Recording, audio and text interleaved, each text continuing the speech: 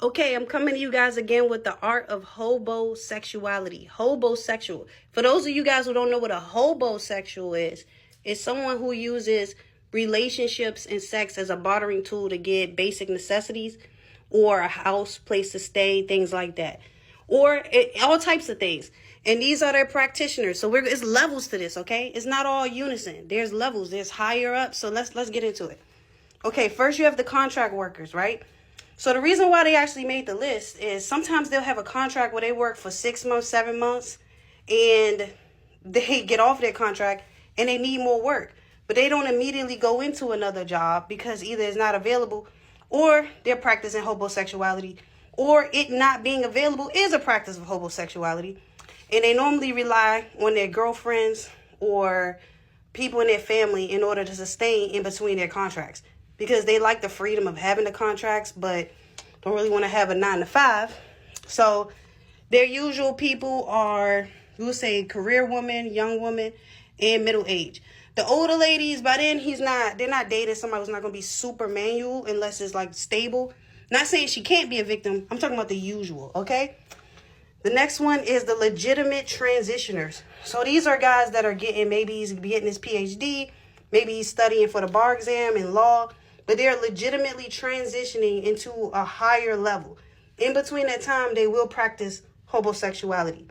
So the ladies they usually practice that with is usually the career woman or the young lady, because this is normally while he's in between getting to a space. Only thing is with these guys, sometimes they're looking for a way to get a leg up and then they bounce. And then during that time, like she might mommy him. He might get offended by the mammying. He might get offended by that type of work. So he'll, once he get his leg up, he's out. He's going to go do his thing. He's going to get somebody else. It's almost like he left the mom to get with the wife. You see what I'm saying? But yeah, sometimes they'll leave. Sometimes they won't. But you'll see that a lot. The unemployable boyfriend. This is actually the most common form of homosexuality. This guy basically, he doesn't like to work. He hates to work. His usual excuse is his manager doesn't like him. Every time he get a job, his managers don't like him. Usually have a low job skill level. Also, you'll hear the common excuse of the job is beneath him. So you could get him like a regular job, but he can't do that. He's better than that. You know what I'm saying? So where it does work is struggle love. So struggle love is he's a homosexual and his girlfriend is also in the same realm of like doing a lot of drugs, bumming. So they just kind of ride around on survival mode. The problem comes in that if she starts to upgrade or level up, or if he meets her already in a career and he may have had an odd job at that time, and then it makes it very clear that he's practicing homosexuality later in a relationship. So in that case, he'll, drop her off at work. But when he come back, this gas tank going to be on E. It could have been filled when she first originally went to work. It's going to be on E. He's driving around doing all types of stuff, okay? So that's him, but he will drop you off, normally addicted to drugs, things like that, or weed, or, whatever. So next we have the jailbird, Both of these guys is in level 2.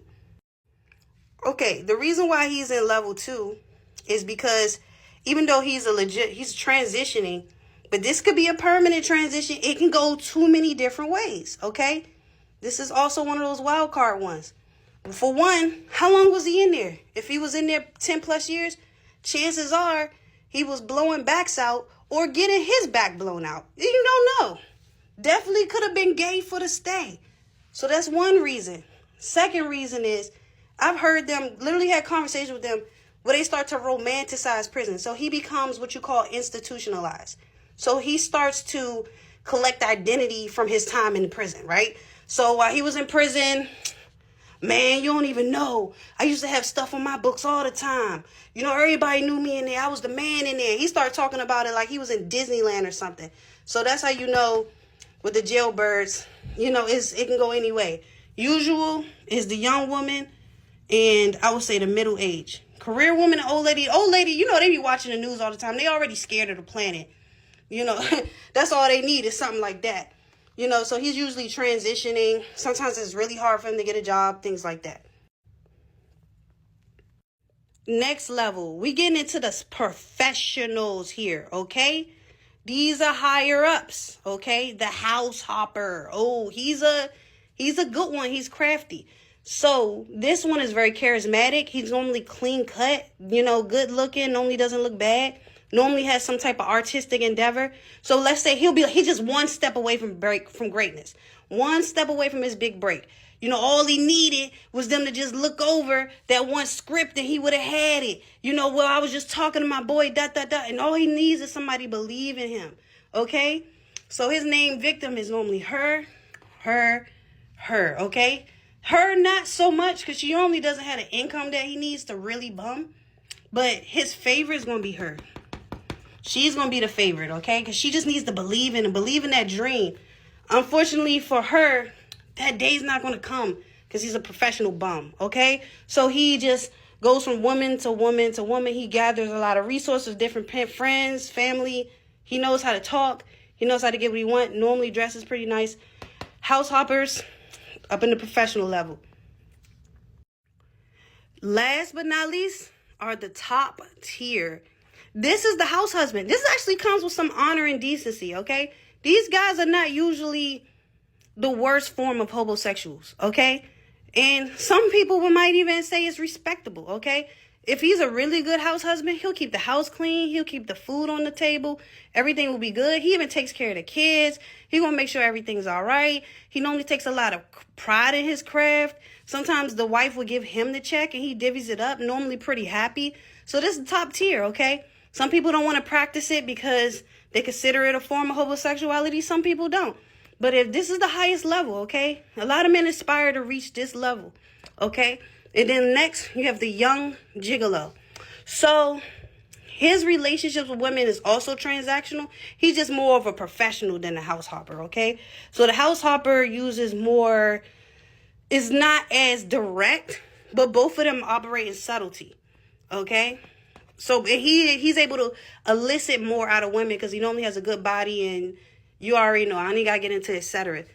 But what people don't know is it's a craftiness to this as well. He can't just come out and say, get me a car. No. Women don't want to feel used, right? So he's going to say, she's going to be like, wow, you didn't even come visit me the day before. Oh, man, my car. Every time I started, there's something wrong with it. I've been needing another car, man. That's why I wasn't able to visit you.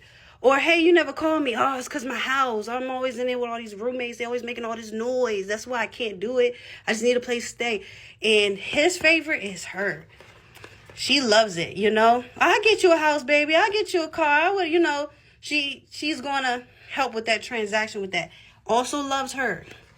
These two are not usual victims of the gigolo because they can still get a little bit more without having to do too much. But these are his favorite. And there you guys have it. That's the art of hobosexuality.